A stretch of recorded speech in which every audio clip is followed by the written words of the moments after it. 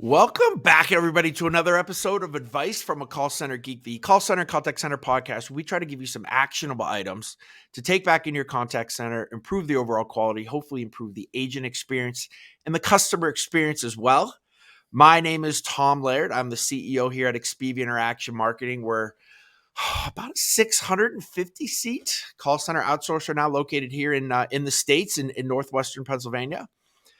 And when we talk about actionable items to take back in your contact center, I think we have an episode today that's going to really get at the heart of that. So before I begin, just as always, we are on LinkedIn Live. So if you guys have any questions, any comments on that, we'll pick you up there. I'm also on TikTok Live as well. So any questions coming through on TikTok that are, I think, helpful to the discussion, we'll throw them up here as well.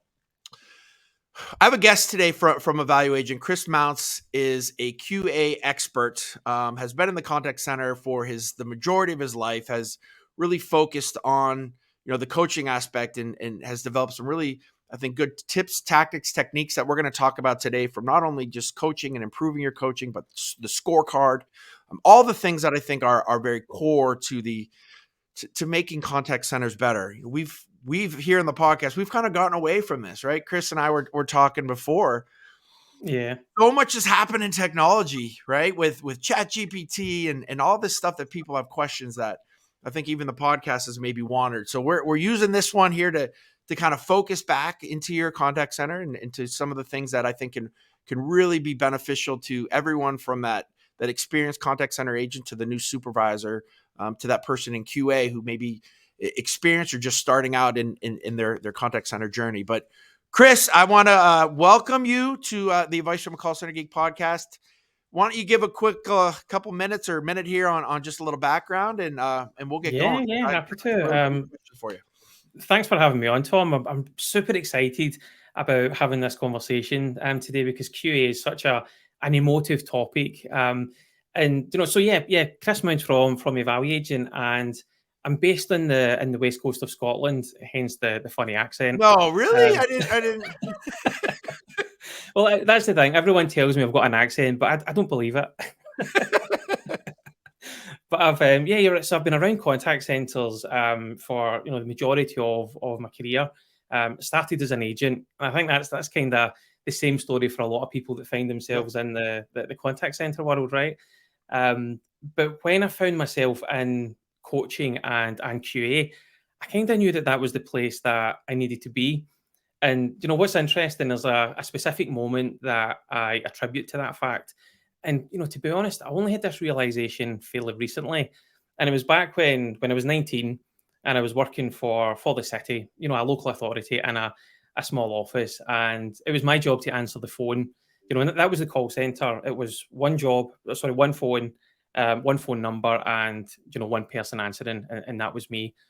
And I'd only been there, I think it was a few weeks. It wasn't long, so I really had no clue what I was doing. And I remember answering the phone one day to a very, very angry customer who, unleashed his fury to me. It was both barrels, proper shouting. And, he knew that I didn't know what I was doing, which didn't really help, because when, and it doesn't help, you just get angrier and angrier when you're that customer. But when he got tired of shouting, he passed his phone to his wife, who done the exact same thing before passing back to him. And, it was awful. And I don't remember what it was about. That's the thing. But what I do remember is how it made me feel. Mm-hmm. The adrenaline was pumping. I could feel my heart beating in my chest. I could hear it. Hands all clammy and things. And the phone that I was using, that was, I was back when I was 19. So it was one step up from a rotary phone. And there was no tech on that phone. It was literally just a push to mute button. And I pressed that and asked anyone in the room for help. And, everyone ignored me. Not one person lifted their head to help. And meanwhile, that customer, he could hear that click of the button. When you put it on mute, you just hear that little click. So you can imagine how, he reacted when he realized I had put him in mute. Not the best way to handle a call, admittedly, but gosh, that was awful. And the thing is, I mark that as a significant event as to why I find myself in coaching and learning and development. I would never see anybody ask for help like that and, have it ignored. Now, I will say the customer, he did call back up, right, and apologise, or, so I was told. That was just maybe to make me feel better. But in the grand scale of things, he done me a favour. That was significant, that interaction. And this is where I find myself in coaching. It makes a difference to people, and that's the key thing.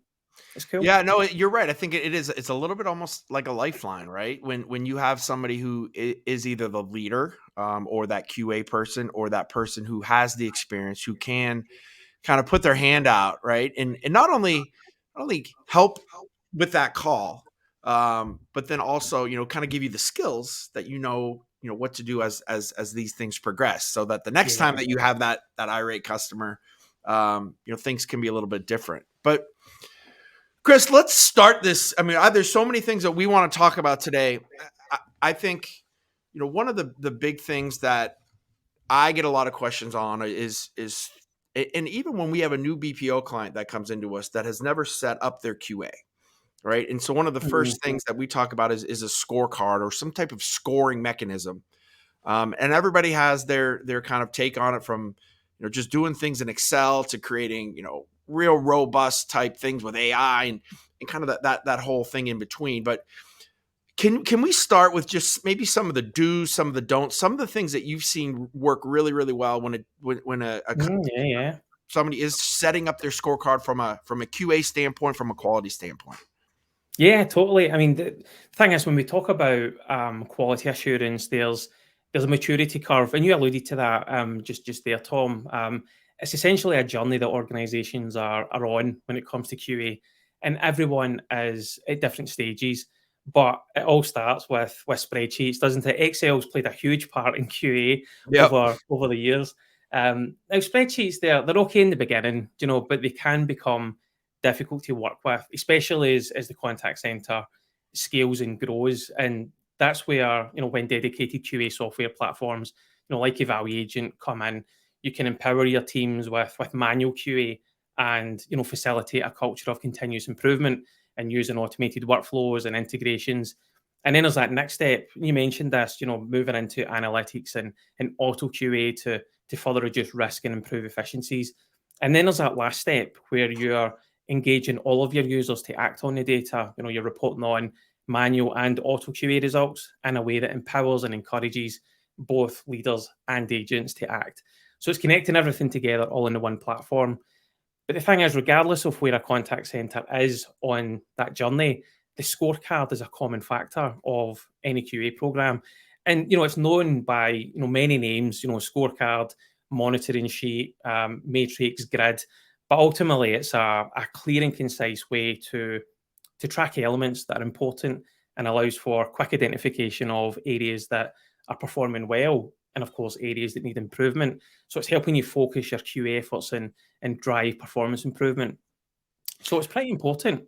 And the thing is, I don't think there's any doubt anywhere as to how important it is.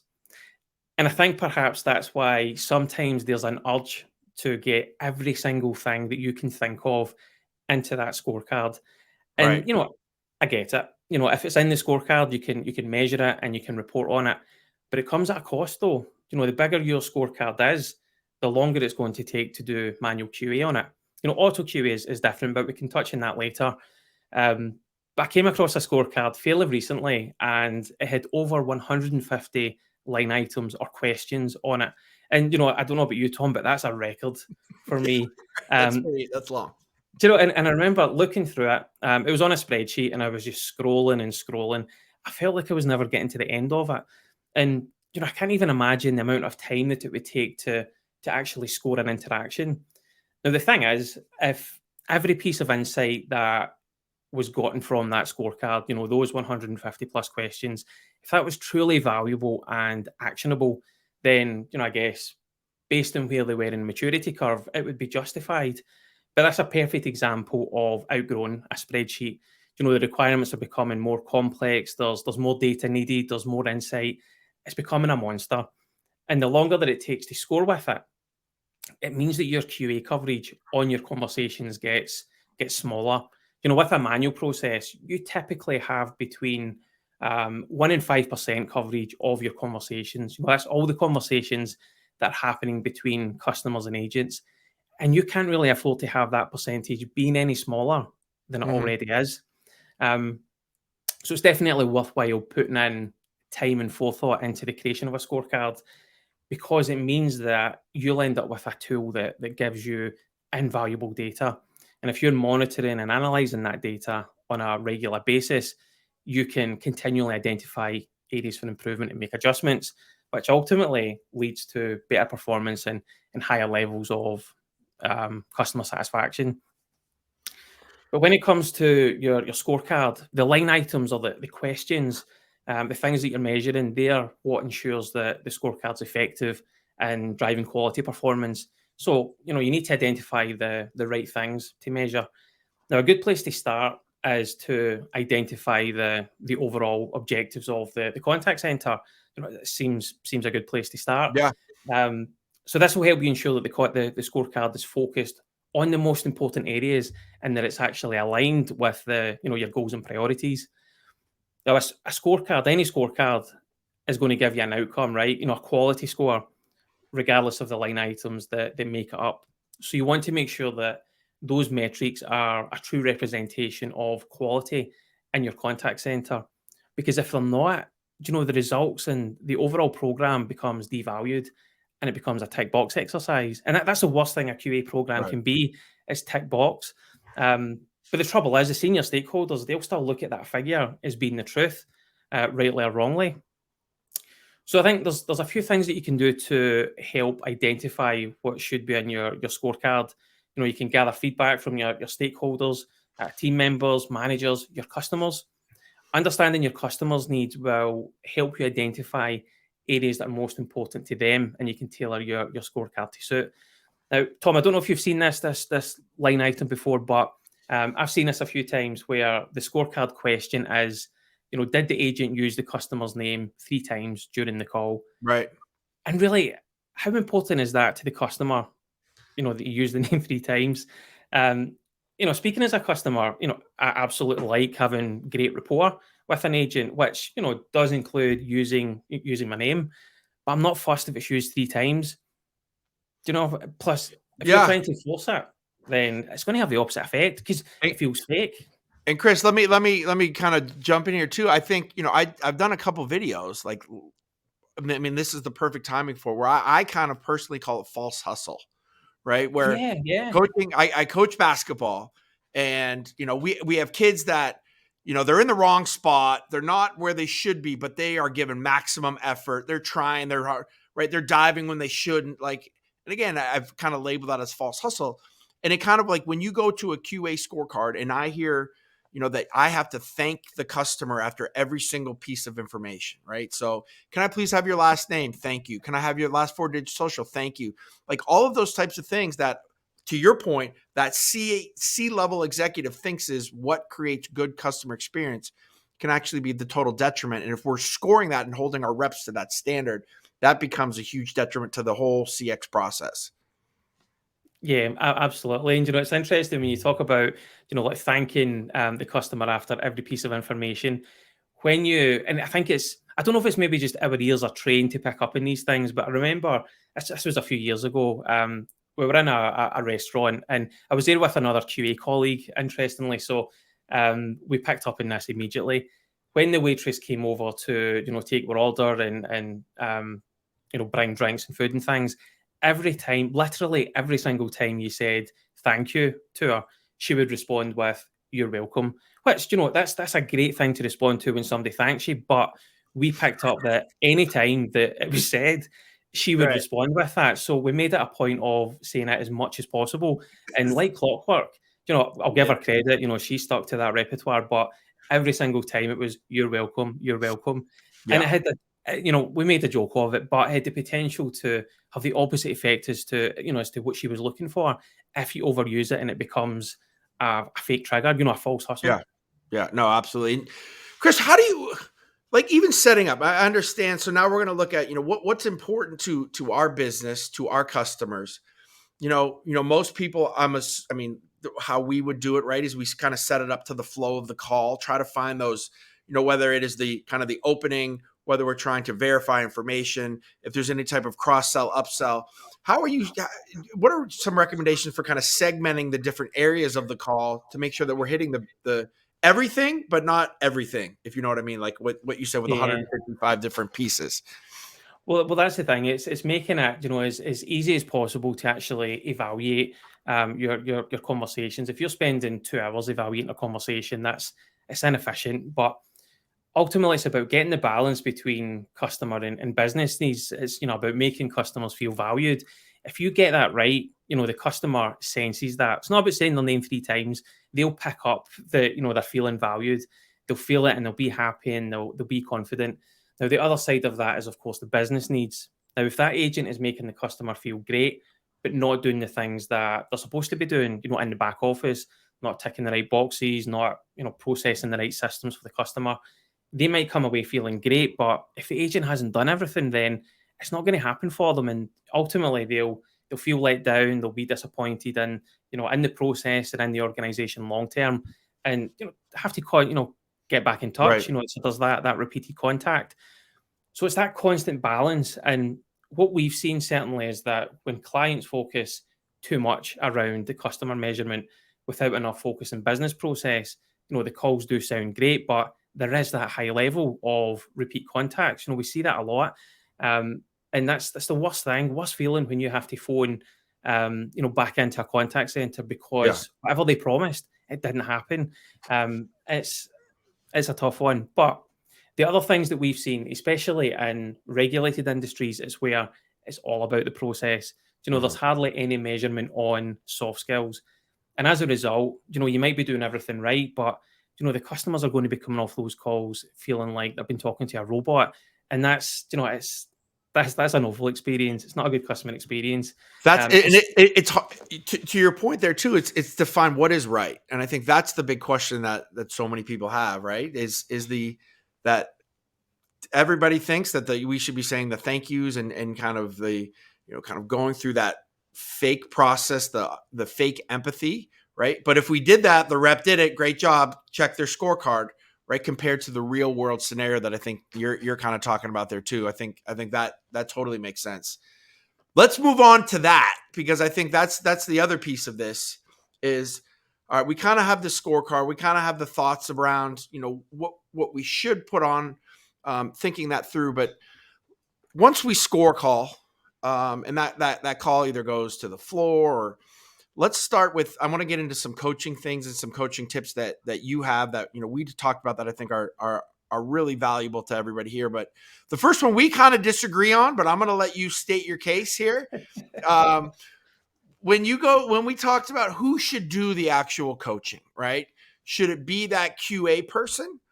Should it go to the supervisor who should do it? In your opinion, how should that work? If once we have that scorecard, that QA monitoring form completed, there's some opportunities for improvement. I love that coaching lingo, right? And also known as the rep screwed up and we got to fix it. Yeah. Who should do the actual coaching? Let's start there, and then let's get into what some of the things that we can help with coaching. So it's interesting, and this is a cool thing about QA. There's so many different ways to do things, and everyone's got their valid opinions, and that's what I love about it. Because you can take all the good things from all the different parts and make an awesome process, I guess. But for me, and speaking from personal experience, if I was handed an evaluation, a scorecard, and it had all the scores and all the feedback, and I was then to take that and deliver a coaching conversation around the back of that, I would find it difficult, because it wasn't me that listened to the call. It wasn't me that made the decision. So you're almost speaking for someone else, right? Now, so my feeling is that wherever possible, and it's this is a difficulty. There's always resource and segmentation of teams and so forth. But wherever possible, if you score the contact, if you've made that decision, if you've listened to it, if you've based on the guidelines in that scorecard, you've scored that conversation and gave the feedback, it makes sense that you then deliver that coaching conversation. If the agent has had some difficulty on say objection handling, you can understand what happened in that call? You gave the feedback. I just feel as if you can have that deeper connection with the agent while you're talking through that through the coaching Yeah. points. But yeah, and again, I always found it difficult getting that document asking me to coach. 9 out of 10 times I would have to listen to that call, which kind of negates the work that was done by the actual evaluator. And then what would you say to, there's a huge difference, right, in this between coaching the actual agent and then giving feedback from the call. And I think a lot of times Yeah. we confuse both of them, or we hit on one but don't hit on the other and think that we did both of them. If that makes sense. So can you maybe talk about what you think coaching, the difference between coaching and feedback, and kind of how we should, kind of maybe maneuver that Yeah. a little bit? Feedback it's interesting because I think it's something that a lot of people can dread, both receiving the feedback and actually giving the feedback. And I think, depending on the culture and attitude towards a QA program, it can actually lead people to believe that if they're getting feedback, then they've done something wrong. It might be that the only time that feedback is given is when mistakes have been made. And, I've seen this before where the very word of feedback has so much negative connotation attached Mhm. to it. It's dreaded, so the meaning of feedback's lost completely. But the thing is, the expectation can also be, if that's the culture in your QA program where feedback's dreaded, the expectation can also be the one-to-one coaching session that follows that. It's about going over all of those things that have been done wrong. And the thing is, in that scenario, agents will begin into those coaching sessions, dreading it, with their Yeah. defenses up. And as a coach, you'd be dreading that as well. There's no good going to come out of those sessions. But, without feedback, then, agents, they'll just carry on doing what they're doing and think everything is fine. Then when that feedback eventually does come and it's not positive, they're absolutely right to be defensive and wonder why they weren't told before. Now, feedback and coaching, they're so important tools to keep agents on track and improve performance. Now, when it comes to the difference between the two, feedback is about the past and current behaviors, and coaching is about the future behavior. I like With that. Yeah, that's coaching, cool. well, that's the thing. I mean, Yeah. when we're talking about feedback, it's feedback on something that's occurred. Coaching is about developing that and changing that behavior to learn from the feedback. Um, Coaching helps the agent grow, and feedback is more about helping them not fail. But Yeah. both are about supporting agents to succeed. That's always the aim with anything in the people improvement workflows. It's about making agents the best that they can be. And I liked when we were talking, pre call here, pre podcast, and just kind of saying, hey, what could add the most value to everybody? And I really liked when you were talking about, and we as a group were talking about coaching as a skill, right? So this is the big mistake, that probably the number one thing when you have a great associate, right, does a really good job. We have a spot open as a supervisor or in QA, however you're kind of set up. We give them that role and just say, okay, here, and then go coach that agent without kind of any type of skill work with that. What are some of the things that we can do as call center managers when we do have that newer agent, to try to start to give them the tools that they need to become a good coach? Yeah, I mean, it's really common, isn't it? High performing agents, they are promoted into QA Right. teams to evaluate and coach, and it's great. I love to see that happening. It's as a coach, when you see your agent develop into those roles, that's a good feeling. That's a win. But the trouble is, it can be bumpy in the beginning because taking calls and handling customer interactions and having that skill, the unique skills that call center agents have, that's one thing. But coaching is a completely different skill set. One of the key things that I think you need in your coaching sessions is structure. Without that structure, then you don't have any control over the conversation. Um, and Can you talk a little bit about that, the structure that you kind of recommend, or maybe some areas that people can begin to build some structure into how they do their coaching? yeah, absolutely. And that's the interesting thing in terms of how I came to this realization. Because typically when you move into like a new role, whether that be coaching or whatever, you kind of find a mentor and you just sort of kind of follow them. Where I sort of kind of developed the majority of my coaching skills, where I realized the power of, having the structure and using specialized coaching techniques or questioning techniques, it was actually through volunteering with a charity. Now, I think you guys have actually got something in the States in relation to, it was a Samaritans charity. They are there to help people that are going through severe emotional distress. So I volunteered as a listening volunteer, a crisis volunteer, to understand. And it started off with, I wanted to understand what would happen in the situation where someone contacted our call center and said that they were struggling, real emotional distress, because whatever process was refer them to Samaritans. And I wanted to understand what happened, because that was the question that we would be getting as coaches. What happens next? And I didn't know. So I joined Samaritans to understand what happened and what the process was. And it opened up a whole world of um, been able to support people in a completely different way, and these skills were completely transferable into coaching, which was really cool. Because ultimately, as a Samaritan, you wouldn't give advice to anyone, your own advice. You wouldn't give your own opinion. You would ask the right questions in order to, let the person explore the options that they had for their specific situation. And it was just so cool, so powerful. And those skills, they followed me ever since. It's literally made me a better person. But thinking about, the actual conversations in terms of coaching, there's a quite common a common scenario, certainly in the beginning, where you're coaching someone, you're fairly new, and the agent is just talking nonstop. And not even about what you were planning to focus on. It's just, continuous. Right. And I can certainly remember just sitting there in that coaching session thinking, this is way off track. How am I going to bring this back? And 10 minutes later you would, but that's 10 minutes that you're not Yeah. getting back. We've all been there with that for sure. And that's it. That's it. And it's a learning curve for everyone. I mean, we're all human at the end of the day. And, with the best toolkit in the world, you make mistakes. We're human. It's one of those things. We learn from that.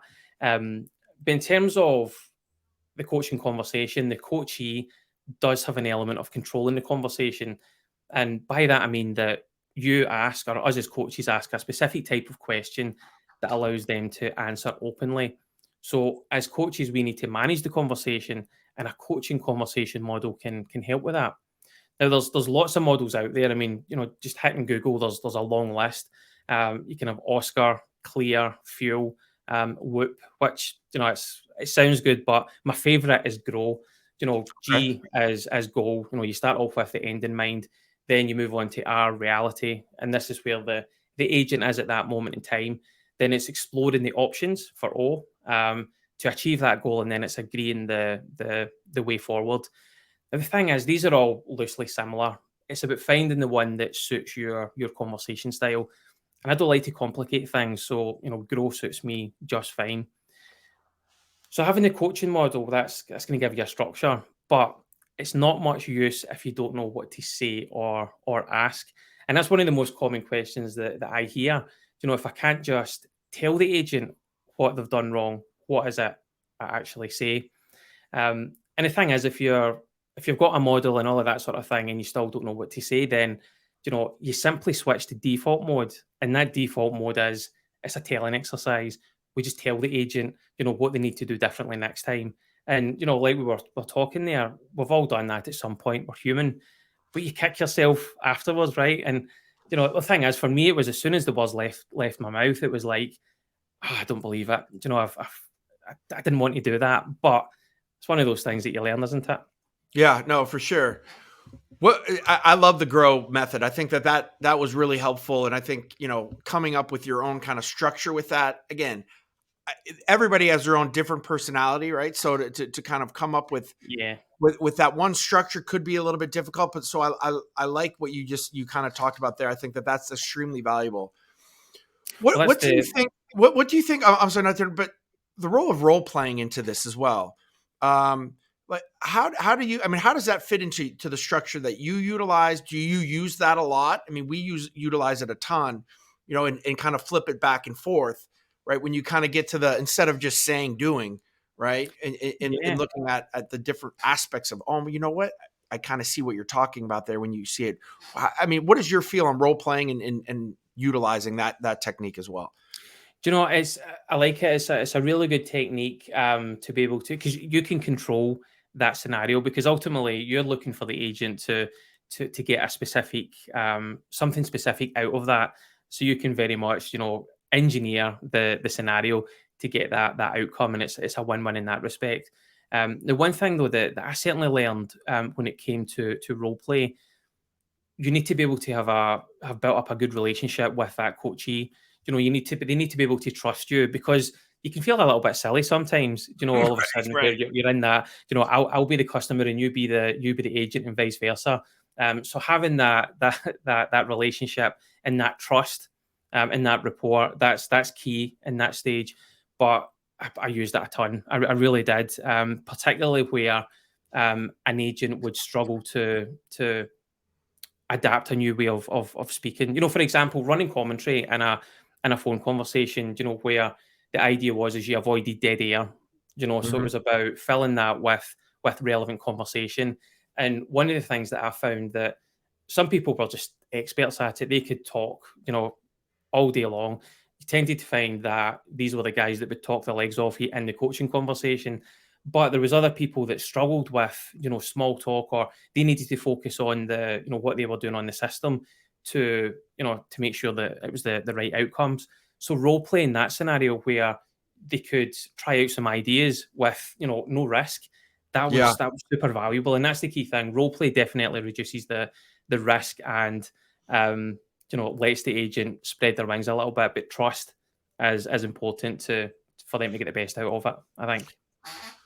Before we get into kind of the technology piece here, the one thing I wanted to talk about too, when you were talking, about feedback, right? And sometimes the rep can be like, oh man, like that's here it comes again, right? One of the things I think that needs to be, and anybody who follows me has kind of me heard this say as well, is kind of coach and do that feedback privately, right? But when somebody does something great too, right? It shouldn't be just that, right? We have to announce that, like it's celebrate publicly and then kind of coach and give feedback privately, so you're not embarrassing anybody. But when somebody does something good, I think that can be, you got to temper those things where not every time that I'm going to talk to you, it's going to be bad. That's it. That's it. And it's when we're celebrating these successes, we should be shouting it from the rooftops. Um, when we're looking at constructive feedback, that's super easy to, your radar picks up immediately the minute that you hear something in a call that needed to be done differently. I think we get complacent sometimes, Tom, where um, that the good elements just slip under the radar and we don't highlight them, and we absolutely should be, because as an agent, you want to know you're doing a good job. And yeah, Yeah. you get your evaluation results and you can have a conversation, but everyone loves that reward and recognition. So yeah, I mean that's where the it's so important to be able to highlight the cool stuff that agents do, because make no mistake, and we all appreciate this in the contact center world. Agents are unsung heroes. They are amazing at what they do, and we need to celebrate that. Yeah. The skills Not even- the agents right. develop, they'll be with them for life, and that's such a cool thing. People outside the contact center world, I don't think quite understand it, but agents, they are they're proper cool. No, for sure.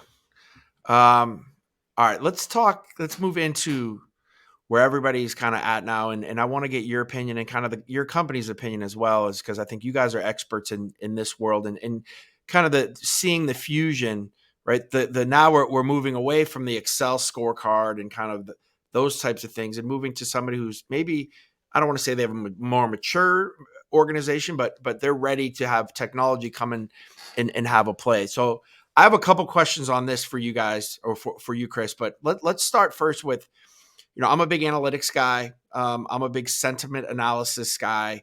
Believe in sentiment even more than getting into, NPS and CSAT and those types of things. Can you talk about kind of where maybe QA is now, and especially maybe talk about a little bit on your platform as well from the AI standpoint and the analytics Mhm. standpoint, and kind of how we can correlate, maybe start to correlate, sentiment with QA scores. Is one more important than the other? Do we see them melding together? How do you kind of just maybe an overarching technology of QA with kind of the old school way, and where are we with that? Yeah, do you know, it's a super exciting time, and do you know, like you, the embrace technology. Do you know, the things that it does, it excites me. And QA, do you know, the things that's happening in QA when it comes to do you know, AI and and auto the automation, it's super exciting. It's going to change the way that we work, I believe, you know, for the better. Because when you think about that traditional approach to QA, you know, you're randomly sampling, you know, like a small fraction Mm-hmm. of the conversations. You know, that 1 to 5% is such a small percentage. So there's 95% of the conversations that are just being left unchecked. And really, you know, there's the huge potential to miss high risk conversations, reputation damaging conversations.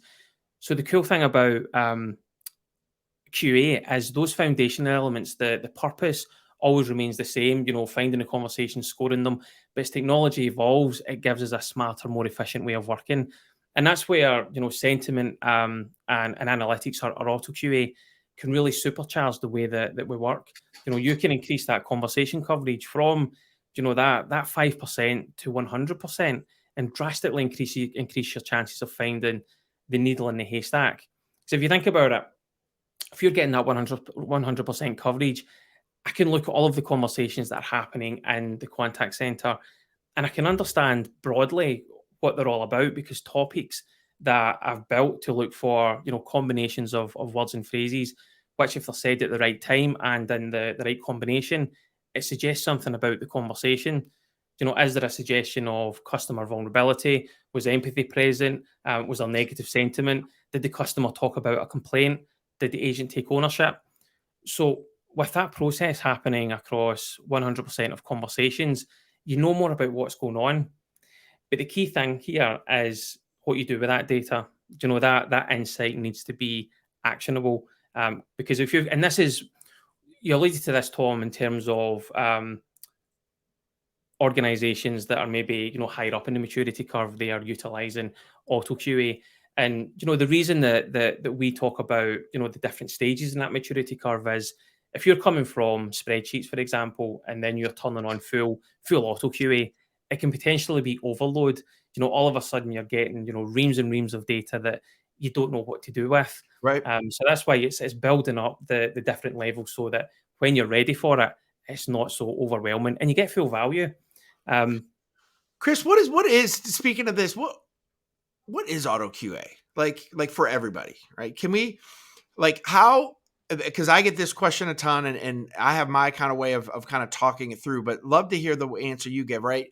Of maybe where we are right now with that to where we're going with that. But Yeah. you know, everybody thinks like I'm going to just create a scorecard and it's going to literally come out with numbers and score it perfectly. I mean, we're kind of more higher arching things like you just talked about there than getting to that level. Do you ever see us moving to with a chat GPT or some type of integration that or technology that you guys would have, right? To be able to just literally every call is getting scored, right? From almost the human being type of score instead of kind of that high end kind of, you know, did they kind of do this? Was their tone right? Those kind of things. Yeah.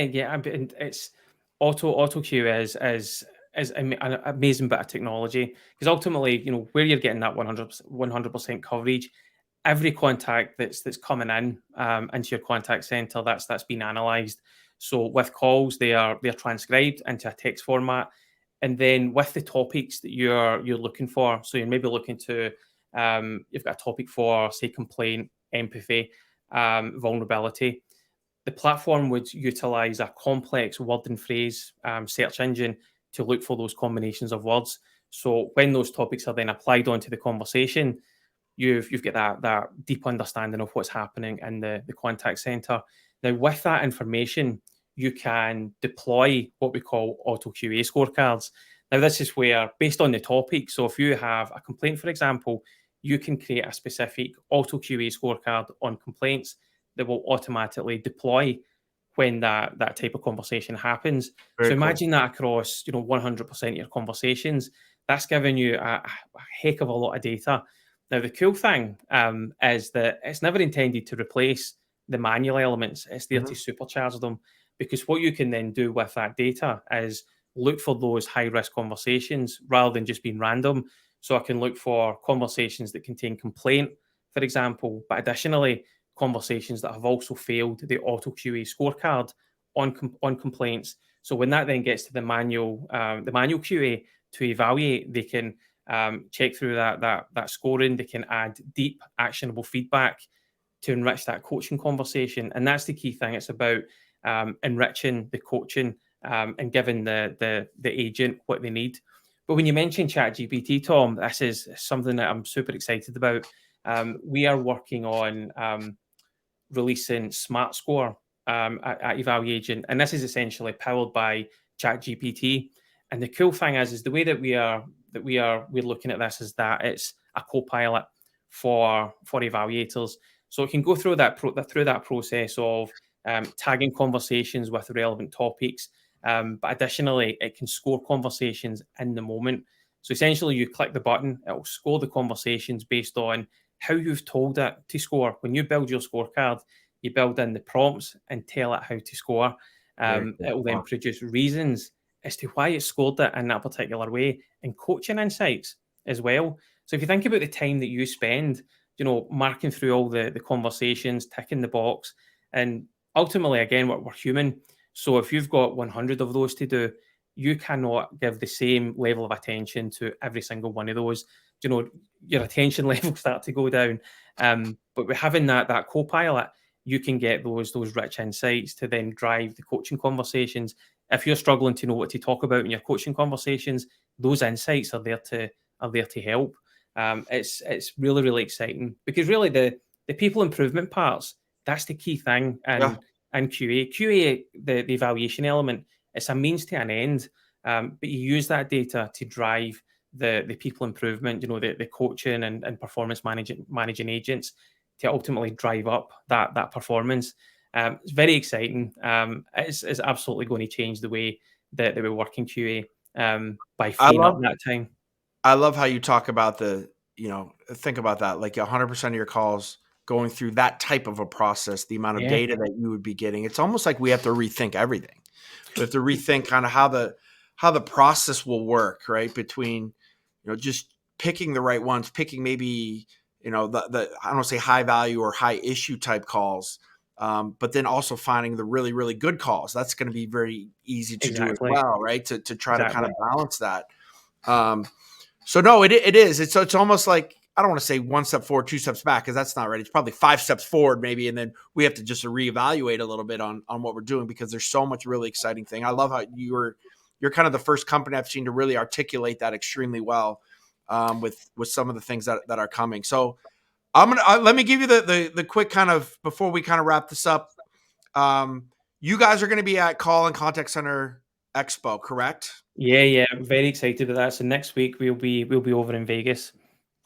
Okay, I will be there too. So, I'll be hanging out with these guys. So if anybody, listening in the next week or so before that happens, make sure you come and check these guys out, see all the things that they have. And I want to just kind of end with that. Can you, talk about, the EvaluAgent, talk about your company real in kind of a high level. What are some of the things that you guys I know you just touched on a ton of things that you're really excited about, but what is kind of your core offering, and what are some of the things that you think can add value to a potential customer? Yeah, I mean, when it comes to EvaluAgent, I guess, we're extremely user obsessed, Tom. We're experts in the contact center field, and we know the use cases, and we know how to make QA better and faster, but not sacrificing quality, because we've lived it. And one of the and I always mention this, I never intend to, but before I joined the business, before I joined EvaluAgent, I used EvaluAgent, the platform and my contact center, and I fell in love with it. The difference that it made, and it just opened my eyes. And when the opportunity came up to join EvaluAgent, I jumped at it. Talking about QA all day, every day was what could be better. But in terms of what the platform does, is it's a series of connected workflows. That's one of the major benefits. you're able to bring all of your contacts into the platform, into the one place.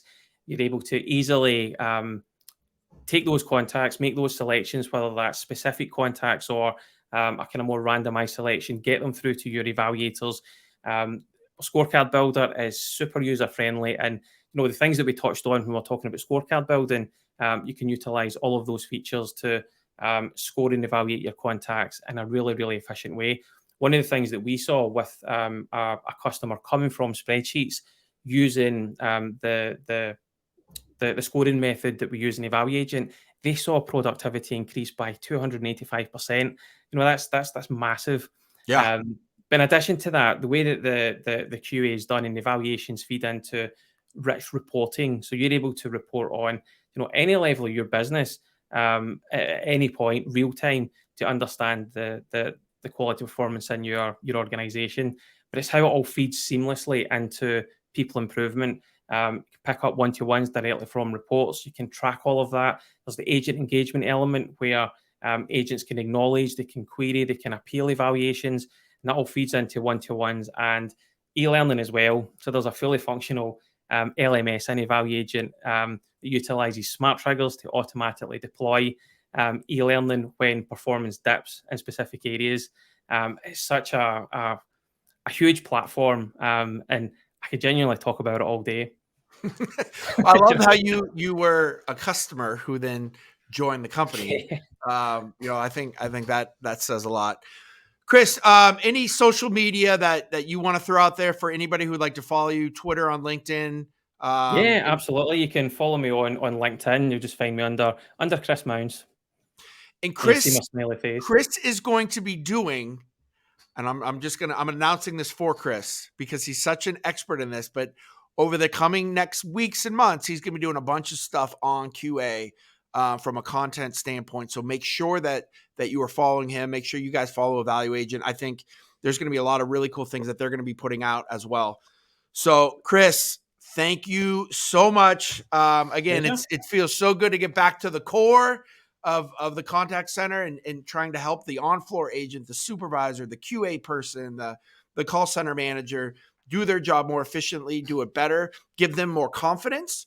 And I think hopefully with the podcast and a lot of the tips that you talked about today, we are able to do that with a lot of people out there.